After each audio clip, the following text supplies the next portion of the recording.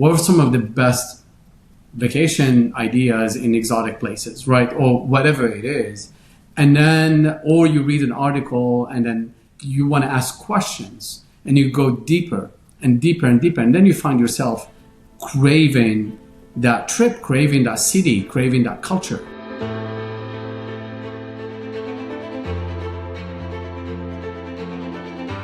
Welcome to Behind the Stays, a podcast that shares the stories behind your favorite boutique hotels, short-term rentals, and hospitality brands, and the hosts, operators, and entrepreneurs who've brought them to life. Every Tuesday and Friday, you'll meet the military veterans, the retired flight attendants, the tech entrepreneurs, the school teachers, the single moms, the hoteliers, and real estate investors who are all, in their own unique ways, shaping the future of travel and hospitality. Discover how these visionaries from all over the world have built stunning landscape hotels in the mountains, designed bohemian bungalows on the beach, erected eclectic, off-grid, nature-immersed escapes, and so much more. Behind the Stays is brought to you by Journey, a first-of-its-kind loyalty program that brings together an alliance of the world's top independently owned and operated stays and allows travelers to earn points and perks on boutique hotels, vacation rentals, tree houses, ski chalets, glamping experiences, and so much more. And I'm your host, Zach Boozy-Cruz, head of the Journey Alliance. All right, friends, without further ado, enjoy the show.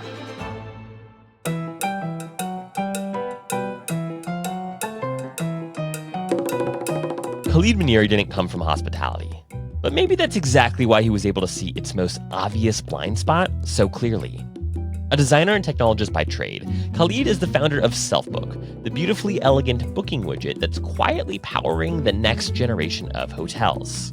In this episode, you'll hear the remarkable story of how a glass cube on Fifth Avenue in New York, or better known as the Apple Store in New York, first inspired Khalid's obsession with design, and how years later, that obsession led him to reimagine the broken booking experience plaguing even the world's most beautiful hotels. In this conversation, we unpack why the legacy booking flow is fundamentally broken and why most hoteliers don't even realize it. We talk about how Selfbook is thinking about dynamic pricing, personalized rates, and the future of invisible technology.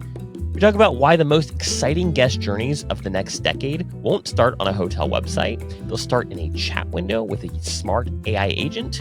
And we talk about how Selfbook's new partnership with Perplexity could reshape hotel discovery at the point of inspiration. This was a wildly fascinating conversation, especially for those of you who care about the intersection of design, technology, and hospitality. Khalid is a visionary, he is a technologist, and quite frankly, he's just a really good conversationalist. So hope you will enjoy this conversation with Khalid. Without further ado, get ready to meet Khalid Meniri, the founder of Selfbook.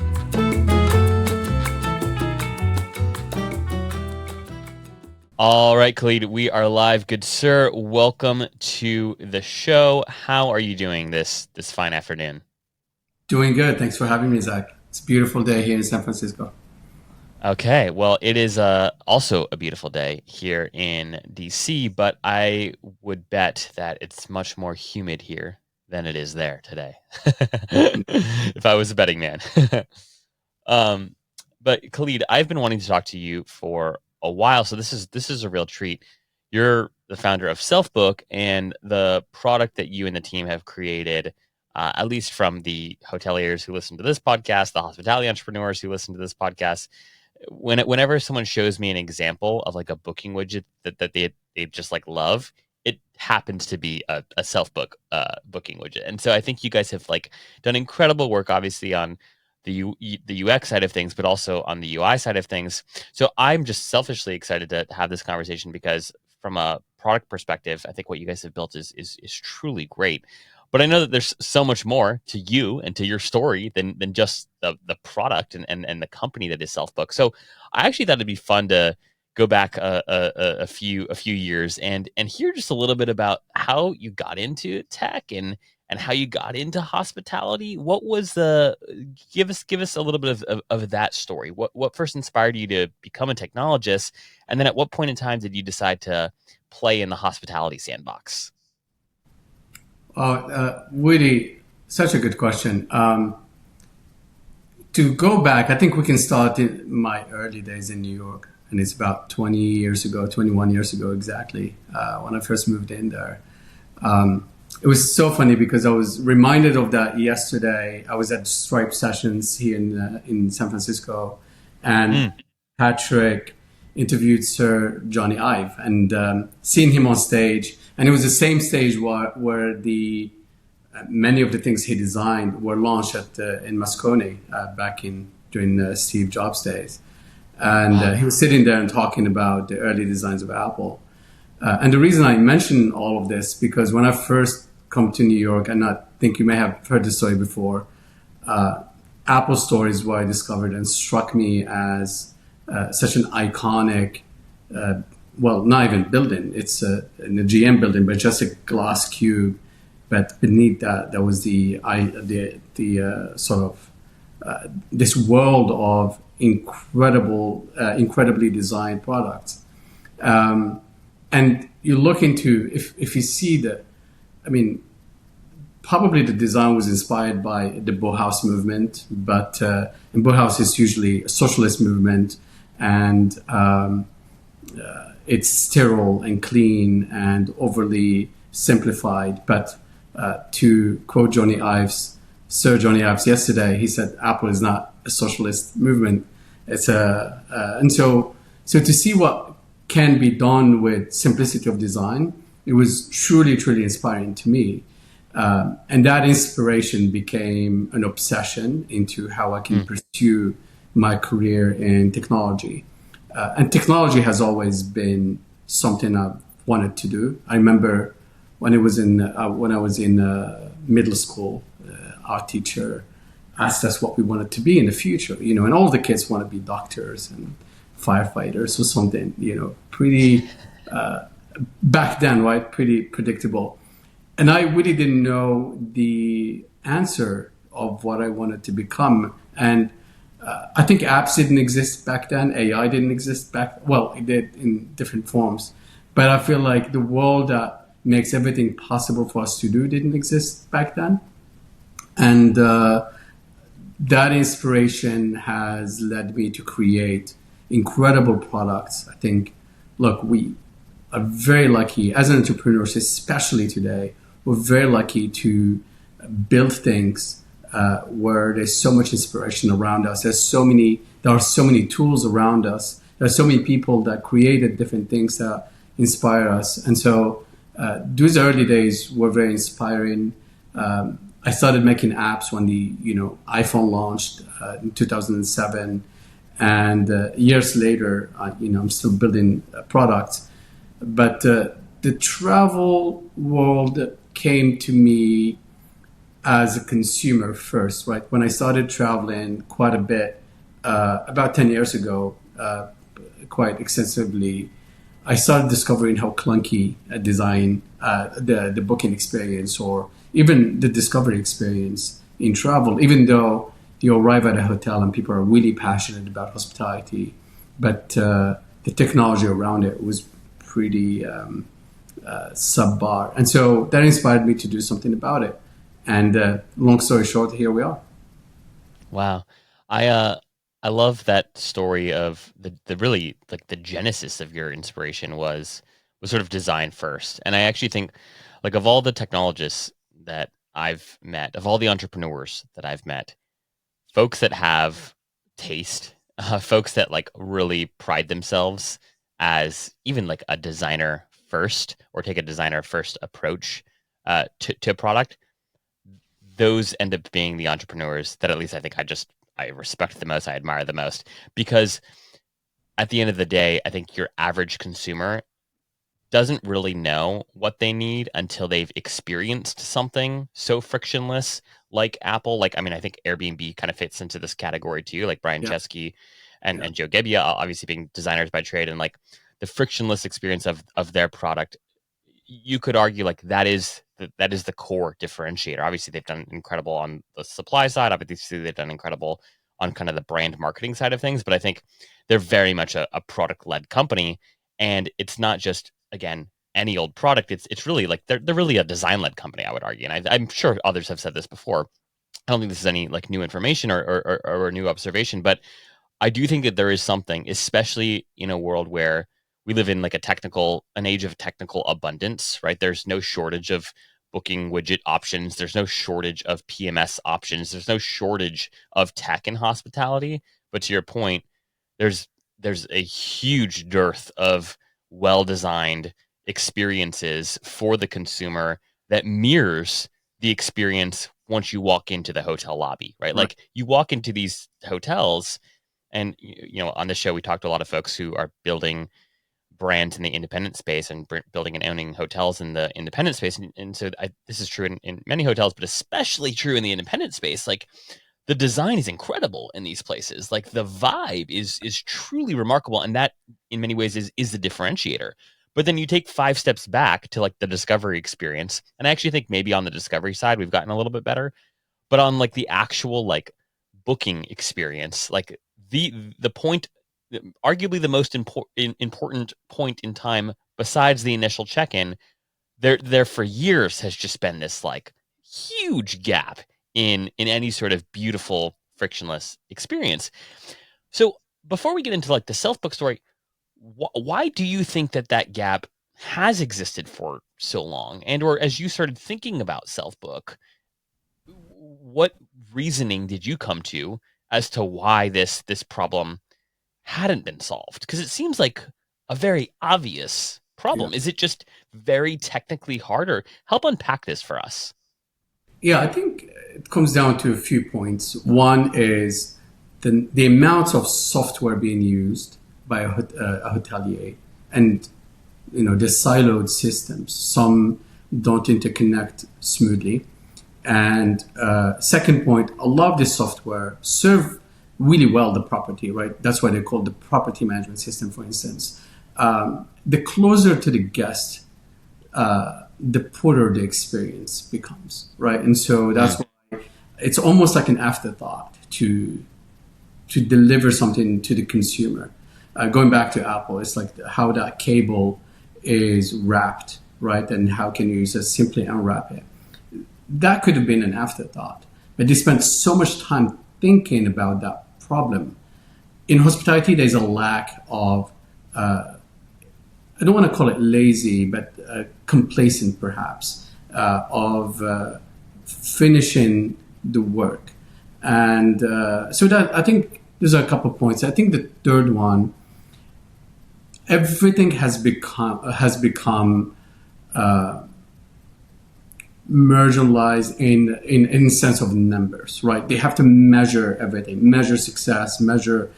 There are metrics around everything. I think taste, you can't put a number to it. Taste, it is both objective and subjective, but you see it when you know it, right? And so if you take the experience of just booking or payment, for instance, you click and then you have to redirect the customer to a clunky template or a form-heavy sort of UI, you can replace that. And honestly, payment has become such a commodity, and even the design has become a commodity. It's easily done today, but no one has really spent the time to think about it and do it. So it's not access to it. It's really who's investing that time to think about that customer journey.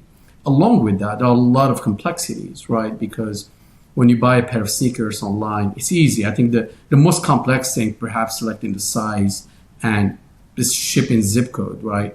But when it comes to hotels, and I've talked about this in the past, you're selecting essentially a space over a certain period of time for a certain number of people. And that's one, aspect. Then the second aspect is the rate. Is it a pay now rate? Is it pay later rate? Is it refundable? What's the cancellation policy? And the third one is the payment method and the payment options. Do you want to use a credit card? Do you want to use a BNPL? And most of the decisions sometimes are done by the same person. Sometimes you have to consult their partner or someone that's traveling with them. And then if you add additional services, let's say a spa service, now we're talking about a service per hour per person in a particular day during your stay window. So it gets really, really complex. And those systems are completely siloed, right? Completely different reservation systems. And they require some sort of payment or deposit. How can you deal with that? So it gets messy.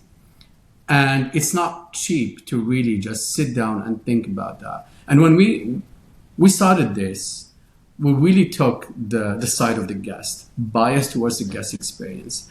It may cost a little bit more to the hotelier, and quite honestly, now Selfbook is pretty much free because we figured out ways how to make money from a direct distribution aspect. But some people are paying us monthly, but we would give it away for free if someone really wanted it, because I really value that customer journey.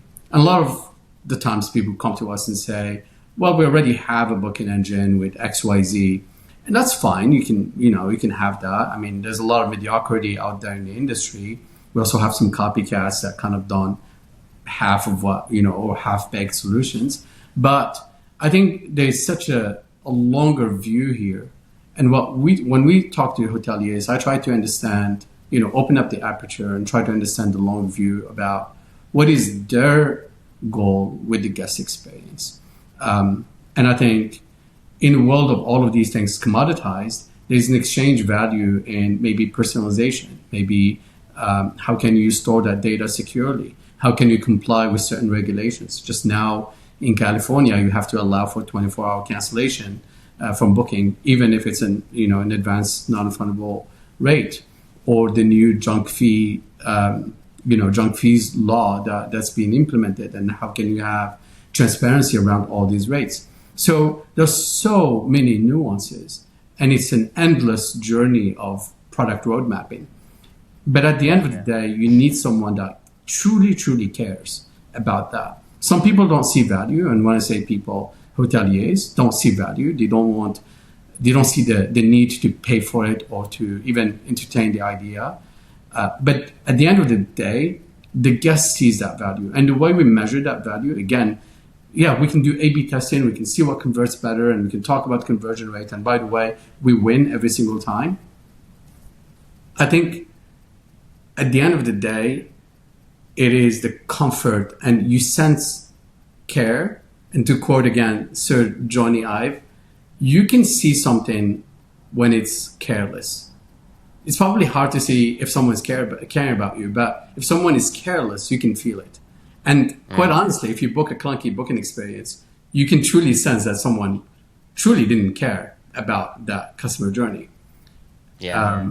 So I'll pause that because I could go. No. Yeah, that was great. And there were a couple things I wanted to kind of like double click on here. And one is, I think that maybe sort of the genius behind Selfbook, again, to take a playbook out of like Apple's, Airbnb's, other technology companies that really obsess over the consumer, is that I feel like a lot of like B2B SaaS products, right? You're solving for like the operator first and foremost. It's like you look at a lot of these companies, right? You look at a lot of the technology, and it's clear that it's built for the operator to make their lives easier, even if it causes more friction for the consumer. And I think about the best companies in the world, again, Apple, Airbnb, obsessive over the consumer, right? Just like what does the consumer need? What is the information they need? What do they want? How do we design an incredible experience for them? And then the operators will kind of figure it out, right? Like, and now there's a lot, I think on the operator front, like I have a lot of friends in the short-term rental space, right? And so Airbnb is not necessarily their favorite, even though it's an incredible discovery channel for the industry. A lot of the best operators in the world who've built these branded collections, right, are now trying to kind of move off OTAs, right? And so, but I think what you have to respect, and I think that this is maybe your guys' secret sauce, is like in some respect, especially as you're building something new, you kind of can't care, and it can't care, right? Maybe is a little bit too harsh, but like you do really have to be obsessive over the consumer, because if you get that right, and if you win with the consumer, then the operator like has to come with you eventually, right? Maybe not immediately, but eventually, right? Because consumers will start to demand it. And so this is kind of a long way of asking another follow-up question for you, which is that one of the things that's always boggled me is, I understand, hoteliers are really busy. GMs, like people at hotels, are just they're dealing with crises. They're running all over the place all the time, right? And so I think maybe getting any focus is just kind of in and of itself hard, and maybe a little bit harder than other industries. But what I haven't been able to put my finger on is that, is the pain just not great enough? And that's why like people don't care more about the booking experience. Because the number of times I've been on a beautifully designed website, right, for a hotel, Yeah. and then you click to book, and it's basically like you've gone from heaven to hell, right? And it's just like, what? Like how is it? And it's gotten a little bit better now, but like it's sometimes you feel like you're in a different ecosystem. You feel like you're with a different brand, right? And so what really has boggled my mind is like, how is that not like a top priority for people? Is and what I conclude, which I think is the only conclusion, is that the systems that exist must still be good enough, or guests must still create a way to get their booking in, to the point where the pain isn't great enough yet for the operator to demand something different. How would you respond to that? I think there are a lot of priorities. If you talk to, for instance, my friend, uh, he will remain nameless, but he's an incredible hotelier, an incredible designer, and every single hotel he's built is really, really successful. And the last hotel he built, he decided to go with the Marriott Luxury Collection. And even though he spent his, soul and kind of creative power and energy to build this incredible property, at the end of the day, there's a commercial aspect, and Marriott can guarantee occupancy, but when you do that, you have to trade off the booking experience, and that is understood, right? That is understood, and that's why I think there are ways for us to address that, and we can talk about that a bit later. But I think there are a lot of competing priorities. And a team within a hotel, the GM, the owner, revenue directors, they have competing incentives as well. Everyone has to meet a certain goal. I think the one thing that everyone is willing to work with you on is distribution. Is getting, like they say, hats in beds. And if you can help that, whether it's a distribution aspect or discovery or conversion, then they will listen. I just don't believe that they truly trust the conversion aspect of their brand, right, on their brand website. Even though, like you see, Pasalacqua is the most beautiful property in Lake Como, also the most beautiful website.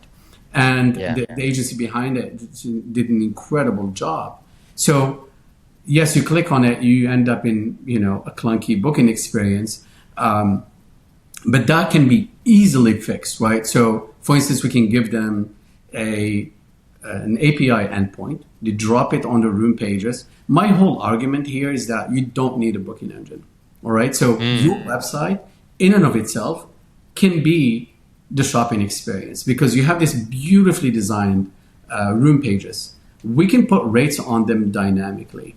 You can have a floating bar to select the dates, but then once you have the dates, the rates are shown in real time at every single page on your website. And then you can explore the website, or you can shop, or you can book as you're navigating this beautiful website where they probably spent hundreds of thousands of dollars on, right? And so why do you need a booking engine? But what you need is the rate, because that's what people want. Some sort of confidence that this is the best rate, so that you can avoid people going out to an OTA. We've done a lot of work around gated rates where, if someone is logged in or part of a cohort or some of our networks that we acknowledge, then you can provide a better deal, right? From a rate parity perspective, it's a gated rate, so you're safe. It's not advertised on Google. And then when they're ready to check out right there and then. We just give them a simple pay sheet. You literally don't need a booking engine. This is what I mean by invisible technology, right? It's all there. And make the checkout this ubiquitous kind of experience that should be a single click.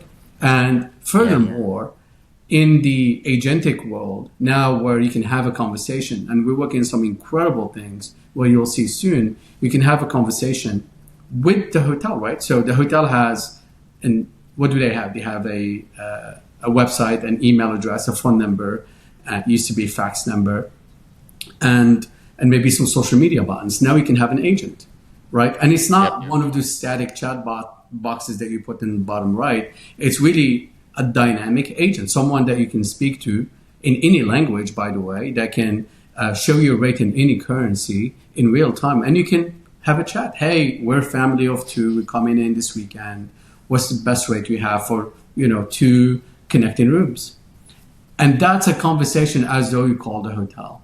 And then they Yeah. can give you a rate. And if you agree, you can just write in your email address. And if we recognize that email address because you have a Selfbook wallet or links or a PayPal account or anything like that, we can recognize it. We can authenticate you immediately and you check out. Now, you don't even need to enter information. You don't even need buttons. And so those are the types of things that are so possible today. We talk about the future. This is happening today that we can do. And so to answer your original question, do they just not care? Do they not see the value in it? I think just they have so many competing, and I'm repeating myself here, so many competing priorities. But this is why we want to take over that aspect of it. Hey, deal with your business. You don't need to worry about this. We've got it.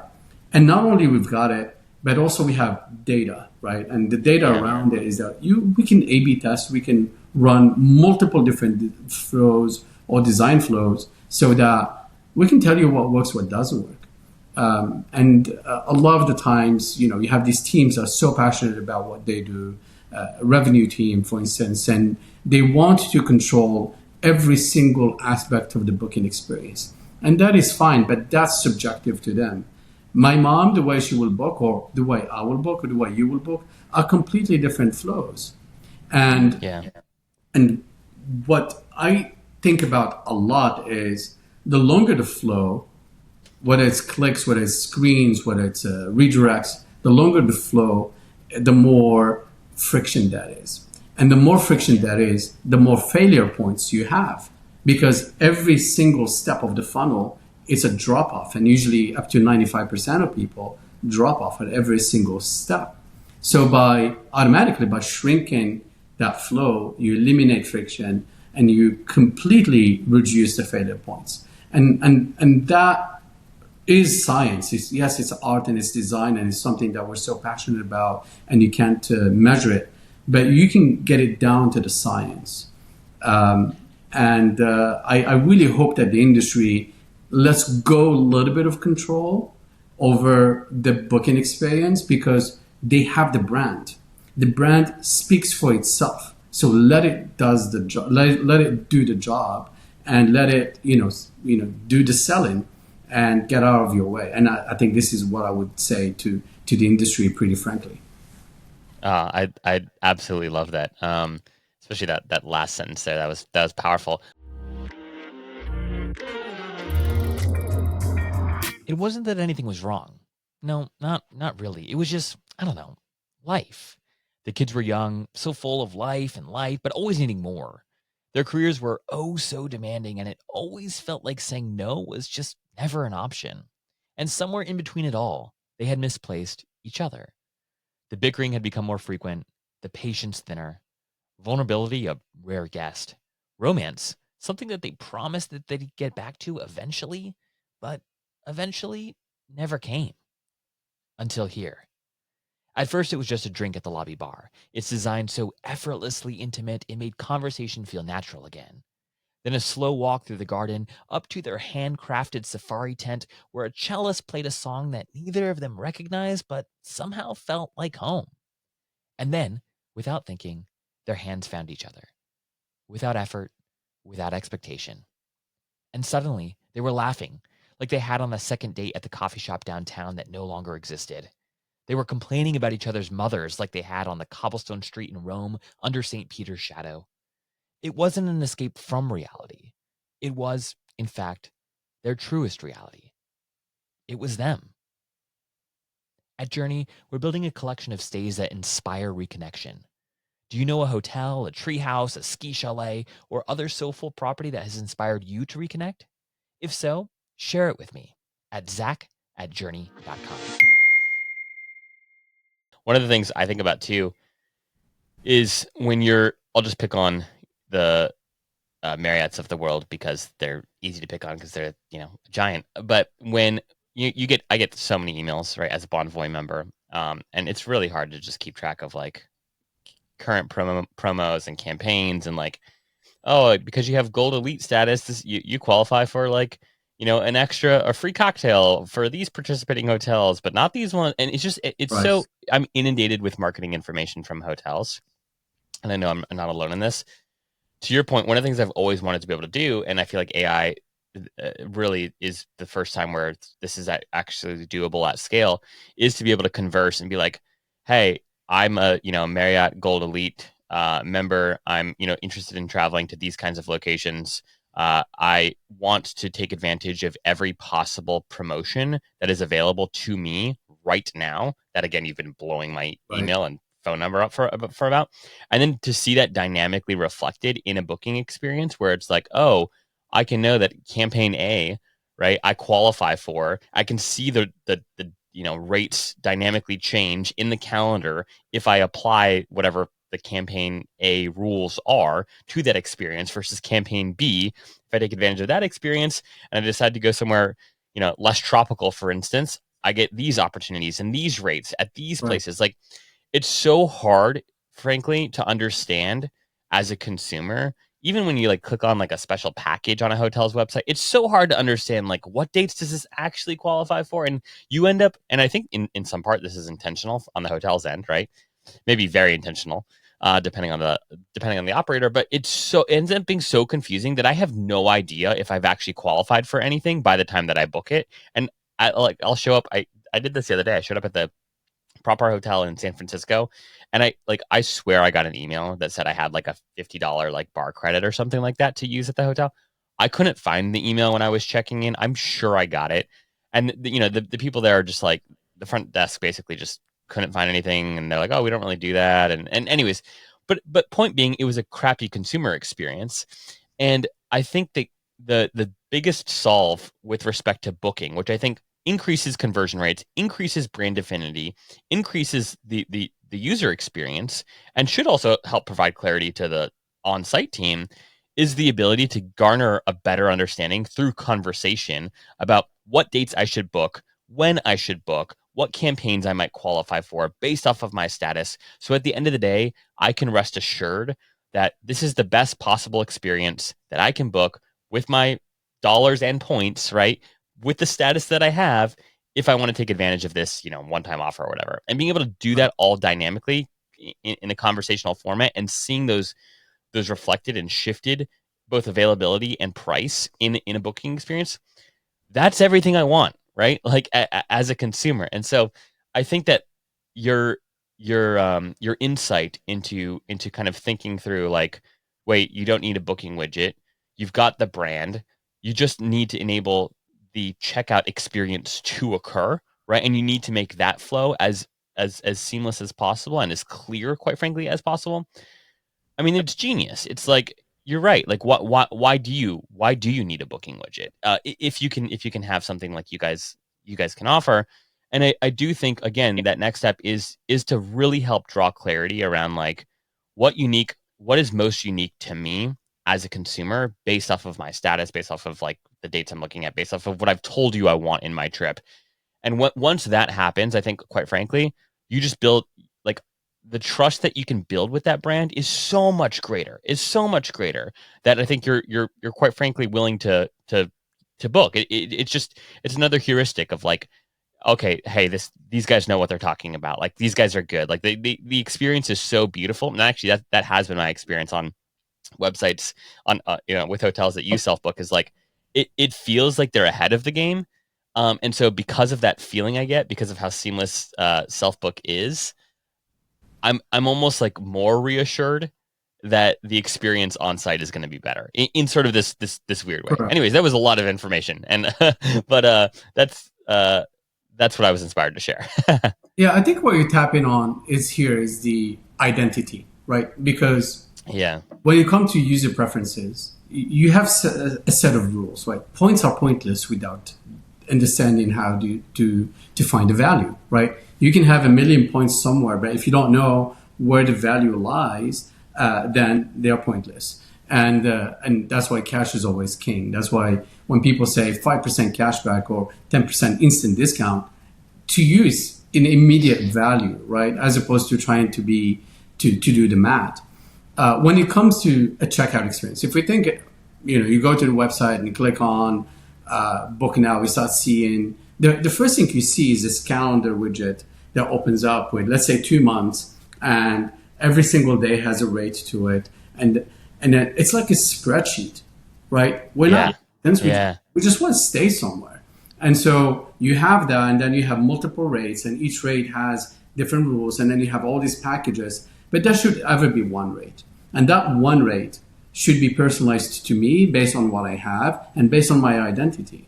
If in my wallet, and I talk a lot about wallets because we're now expanding to work with banks and different payment forms and AI search companies, and we can pretty much identify anyone, what's their wants and needs and wishes and desires, and we can add, hey, do they have a Marriott, a Bonvoy account here? Do they have they stayed here before? What is their booking behavior? What is their purchase pattern?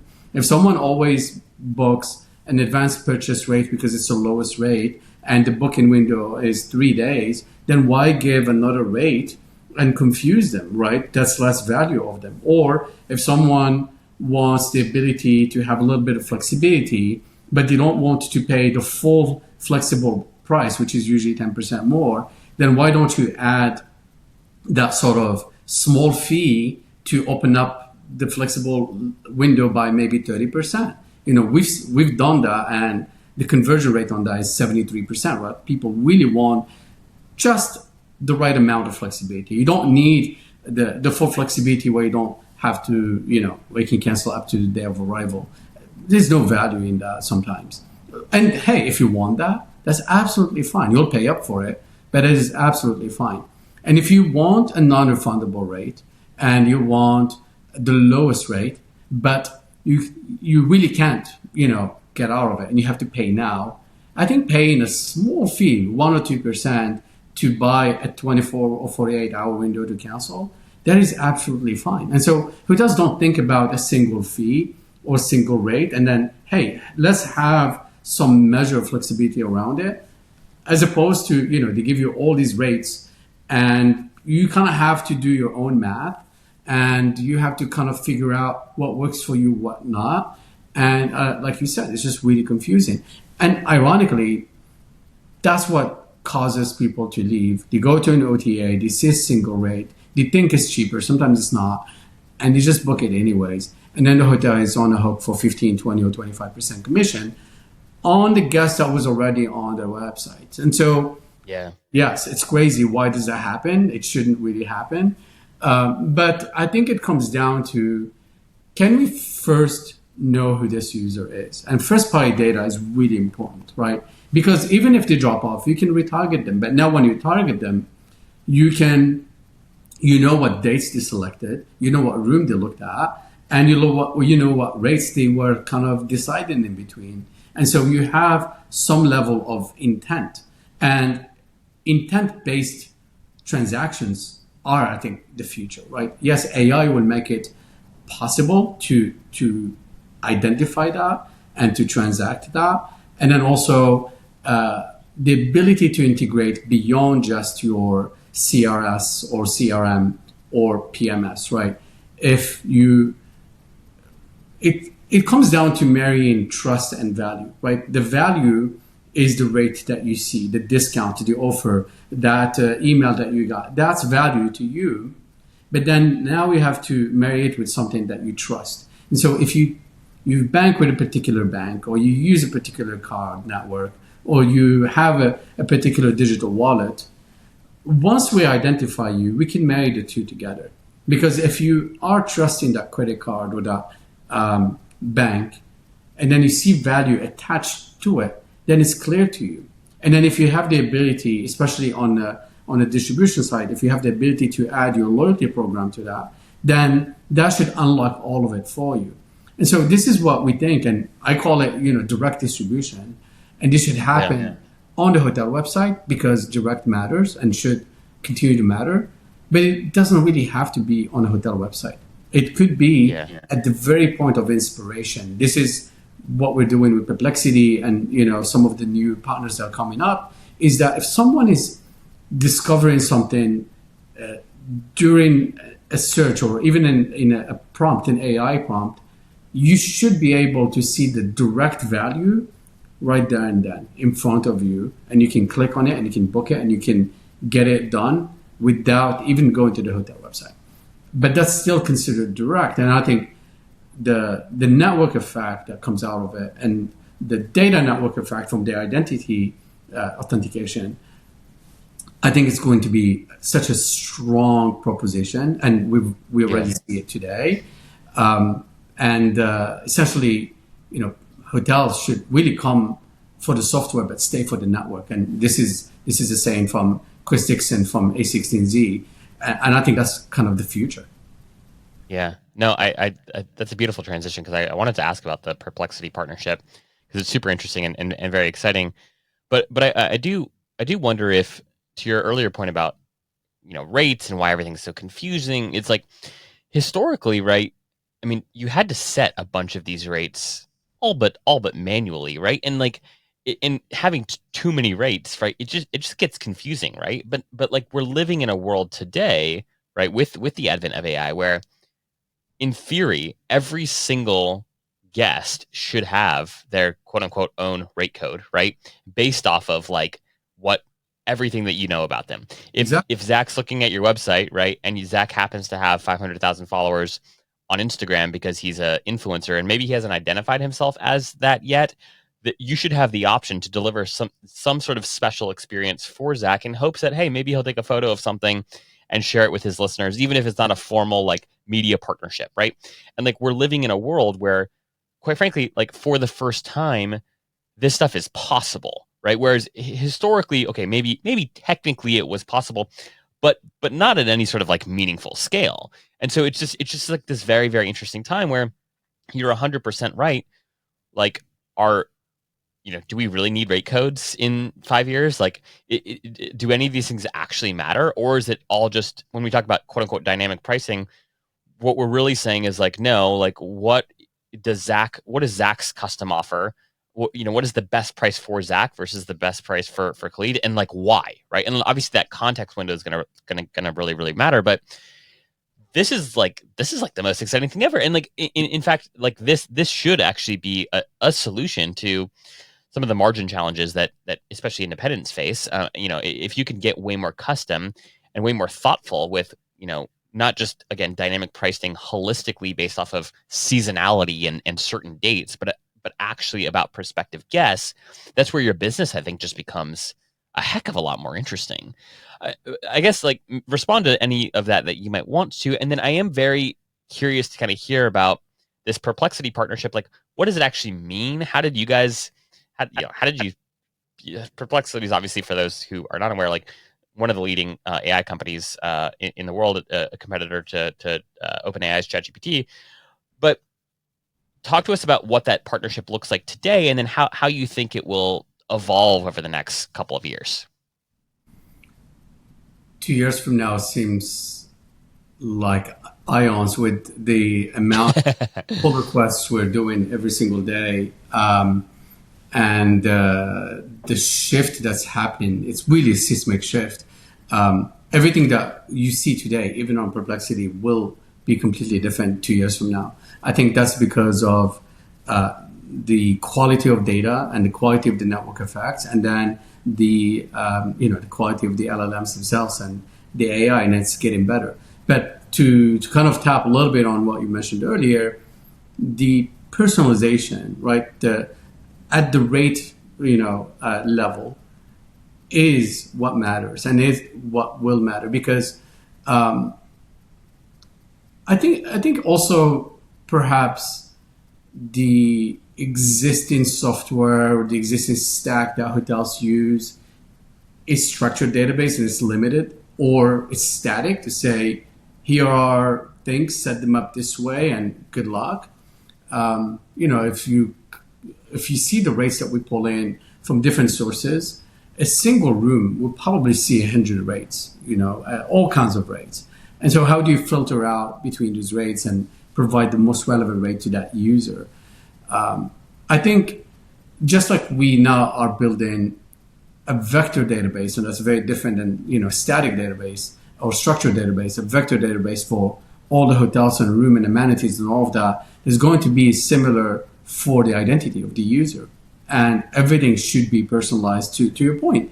If there's a signal of a intent or you authenticate who that user is, you can target them immediately. And by the way, not just for value, meaning a lower price, it could be an opportunistic because you can upsell a room, and we see this upgrades.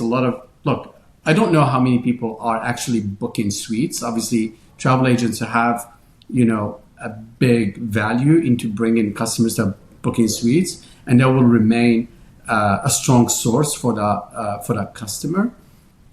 But someone going in and booking a $5,000 suite at the Dorchester, it's probably 10% or 20%, right? Yeah. And so most of those suites are being given away, right, as free upgrades. And this is, not my idea. This is one of our clients, Kevin, who said, look, is there a way for us to show the upgrade, show the value of that suite, and then put a strike through to it and show them a discounted? So you're still paying for the value. It's not given away, but because it's there, it's empty, may as well monetize it. So it comes down to not just showing the cheapest rate, but is there an opportunity to increase the AOV of this customer, to increase the ADR of this customer at the customer level, right? And I think there is. And that's by getting to know what they want and who they are. And then the second thing is also don't try to upsell too much before they commit, because you will chase them away. And so if someone is showing you intent to buy from you or to book your room, let them pay for it, let them commit, and then you can engage with them to upsell or to customize or to transform their experience and personalize it for them. Part of that personalization, there's a commercial opportunity. And so I think it comes down to really knowing who your customer is. And so there's a knowledge graph, a knowledge database that you kind of have to build. With Perplexity, it's taking that personalization at the source, right, at the prompt, because you can say, hey, I want to go to India and, go on a trip. But what inspired you to go to India, right? You can type it. You can go to Google and say, what are the best hotels in India? Great. But what even inspired you to go there? And now in the discovery and at the very inspiration moment, social media is a strong platform to inspire us on every single thing. I think when you go to ChatGPT, you go to Perplexity, you go to all these tools and say, what are some of the best vacation ideas in exotic places, right? Or whatever it is. And then, or you read an article and then you want to ask questions and you go deeper and deeper and deeper. And then you find yourself craving that trip, craving that city, craving that culture. And then you say, all right, what are some of the best hotels here, or plan a trip for me? And then when you do that, now you don't need to click on a blue link and go to an OTA or worse to an array of rates that then becomes just a clunky experience. You see all of that in front of you. Not only see all of that in front of you, you see the value in front of you based on who you are. And you can get an instant discount. You can get an instant upgrade. You can get all these value points at the point of inspiration in and of itself. And hey, if we have your card on file, it's right there, and then you can use it. You can use a digital wallet, or you can pay for it multiple ways. So all these options are already available to you there. And then for the hotels that we work with on direct, it's, hey, this is an opportunity for you to come in front of this, because today you're paying for traffic to come to your website, and then on your website you're trying to put some notifications or some offers to get that traffic to kind of convert, to engage with you. And then you open the booking window, and then they start looking for rooms, and then you have all these rates and offers. So it's nested. It's like a Russian doll. Whereas we already have the integration footprint. So what if we bring that rate that you're selling, 9 steps deeper, all the way up funnel to the very prompt, the very inspiration point that inspired someone to travel.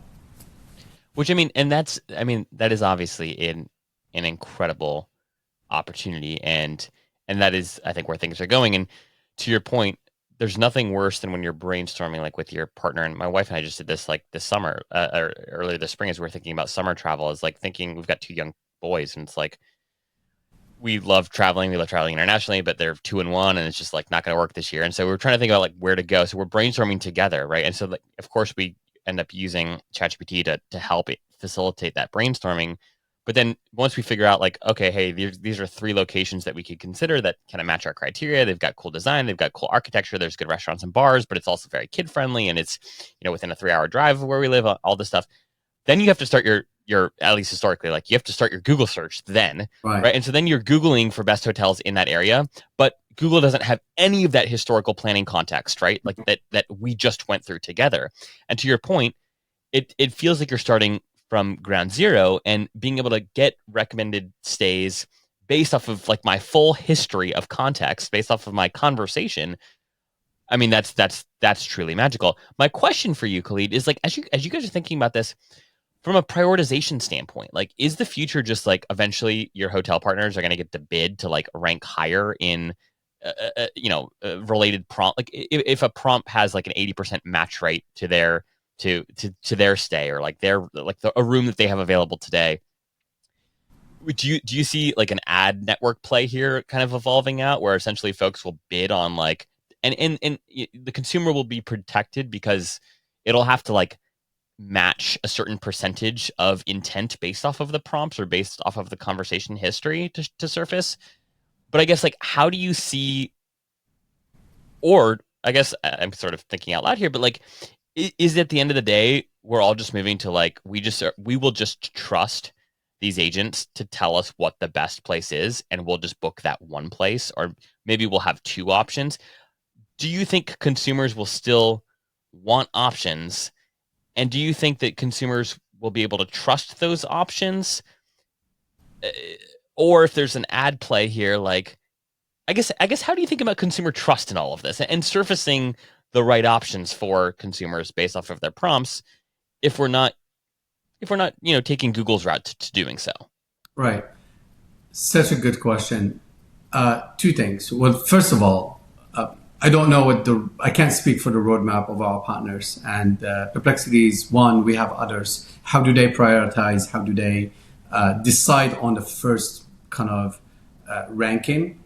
We have recommended some ideas for them, and hopefully they will be implemented.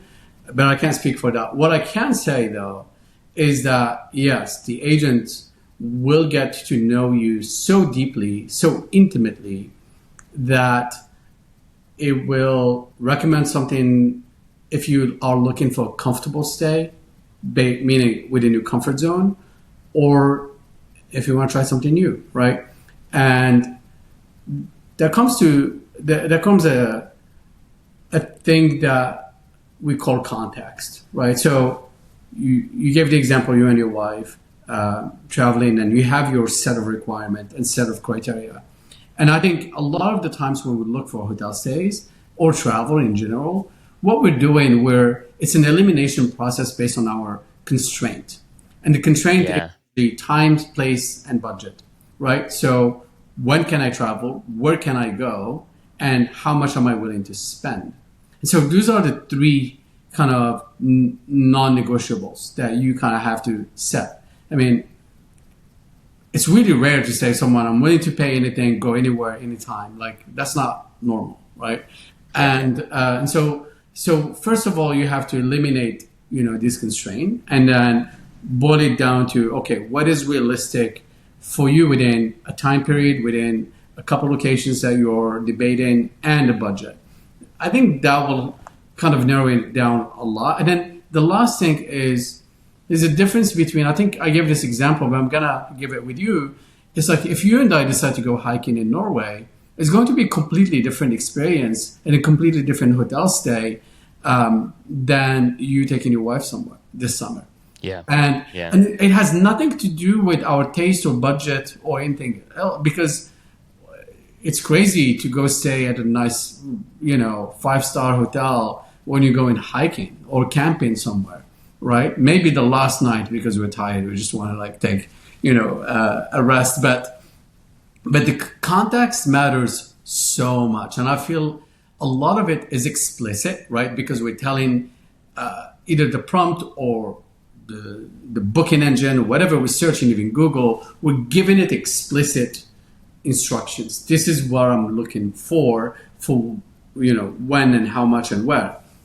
But there are implicit data points that I think agents can read, can identify, and they can build a context around that. And at the end of the day, that's what hospitality is, right? And how many times you arrive to a hotel that have paid attention to a lot of the things. There are still hotels that go to your room with pen and paper and document what was your behavior in that room. What do you sleep on the left side or on the right side? And and next time you come in, if you're alone, they will put the night turned down on your side of the bed. There's an implicit. Yeah, you didn't fill out a form to say this is how I prefer to sleep, right? It's implicit. And so just like humans really figured out how to kind of pay attention, except it's really hard to scale, I think AI can do it at much better rate and a much more predictable rate. So that, to me, I'm more excited about the next 10 to 15 years than the last 20 to 30 years of how we've ranked products or ranked, recommendations. Yeah. Oh gosh, this is wildly exciting.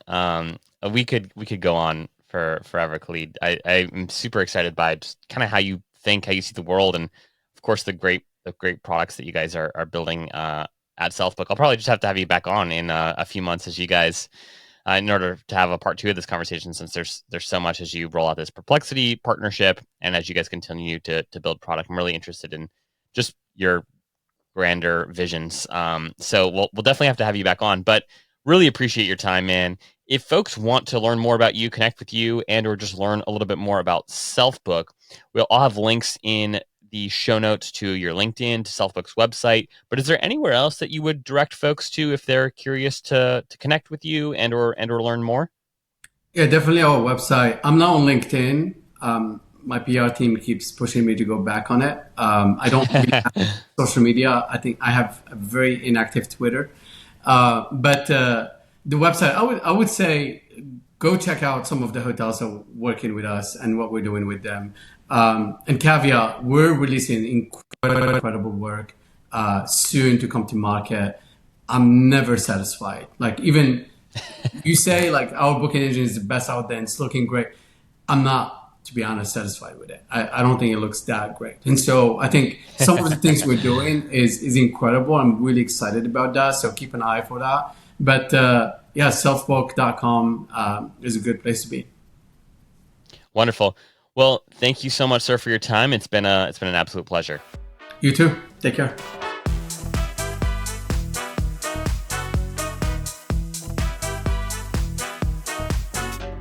Hey friends, thanks for joining us for this episode of Behind the Stays. I'd love to know what you thought of the episode. Feel free to shoot me a DM on Instagram at Behind the Stays or send me an email at zach@joinjourney.com. If this is your first time tuning in, it's a pleasure to have you and we hope to have you back again soon.